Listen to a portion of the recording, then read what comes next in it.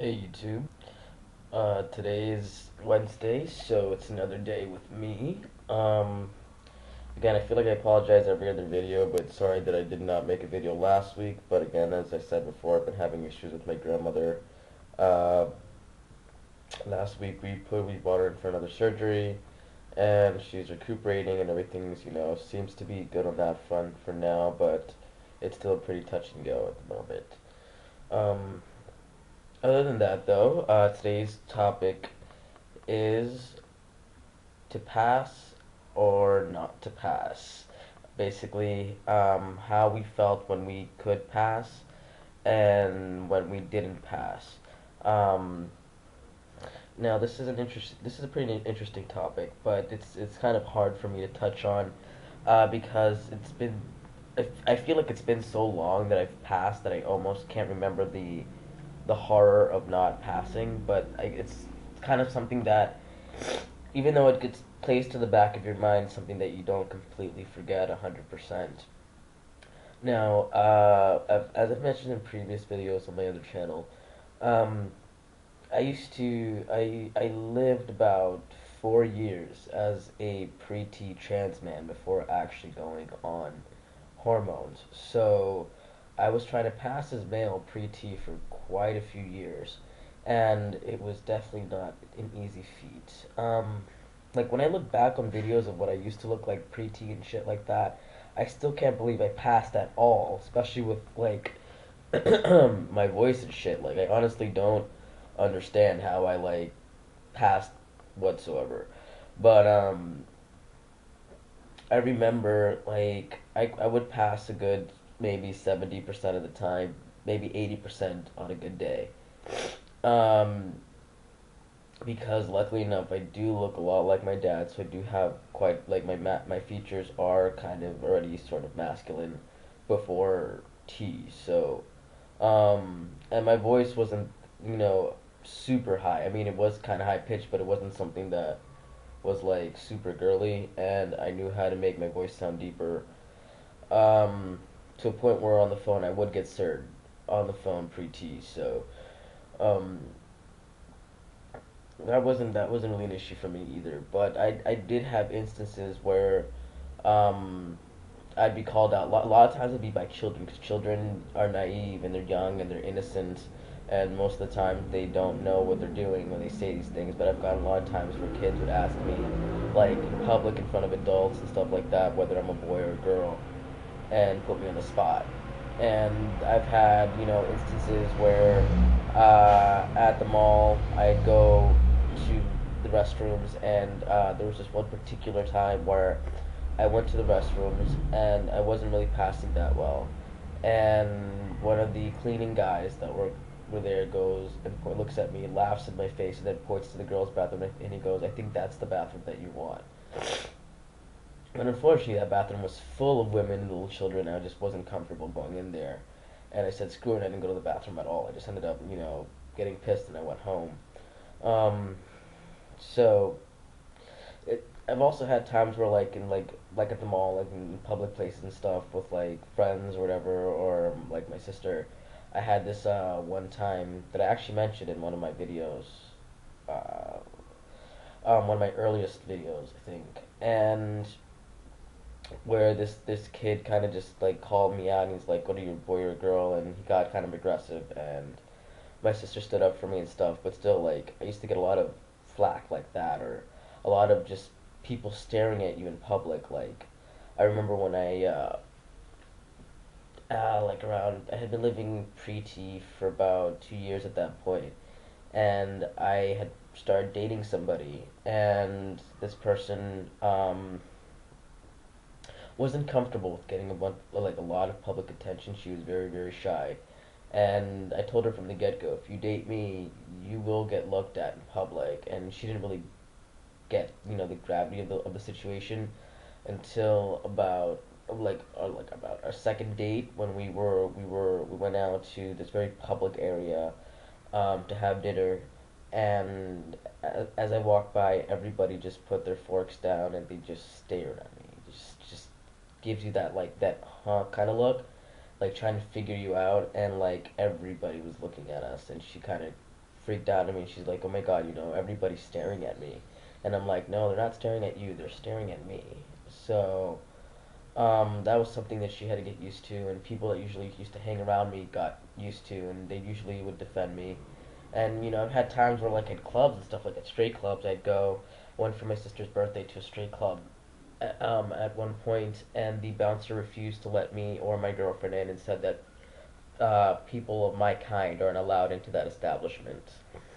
Um, and there's just the general fear of not passing and your safety, because I have been insulted in public for being trans, and it is a scary situation and reality that I had to live on an everyday basis, where I got to a point where I didn't take public transportation, that I would only take um, taxis. And even though taxis are hella expensive, I used to take taxis to work because it was more secure than going on a bus full of people and strangers that you don't know.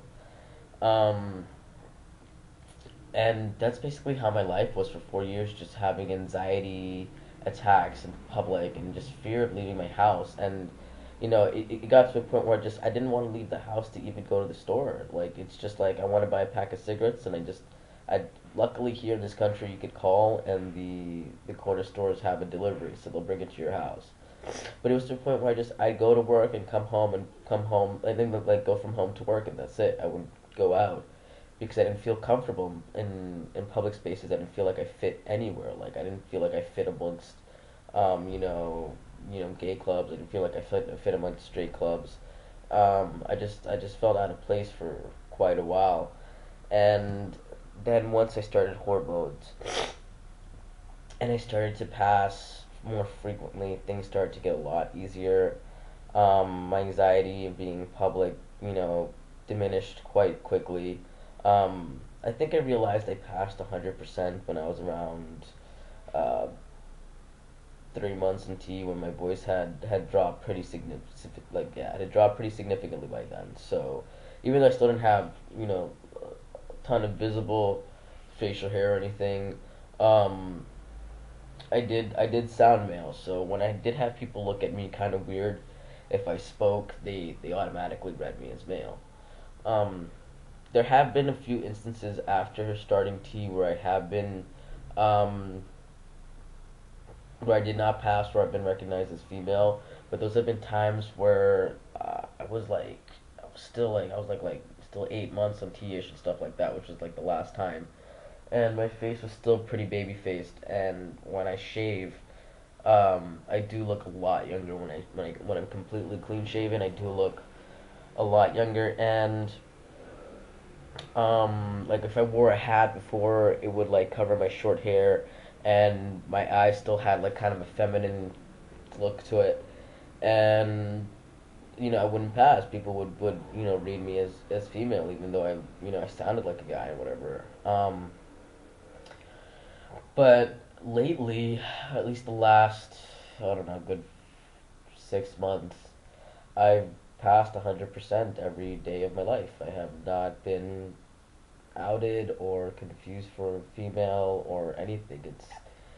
It's amazing to just be able to get dressed, leave your house, and just interact with humanity without having to worry about people scrutinizing you and wondering what's in your pants every day. It's a weight off your shoulder to know that you just blend in with the crowd, and that you're not, a specific target to some maniac that would want to kill you for, you know, fucked up reasons and whatever.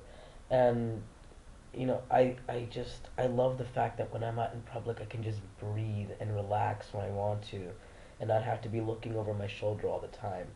And I had an ex girlfriend that she had told me that I dated recently. She told me that I was extremely observant and cautious, and I told her that I'm always observant and I'm always cautious because I have to be. And I lived like that for a long time, where I had to, keep my eyes open and, keep look over my shoulder and make sure that, everything in my surroundings is safe.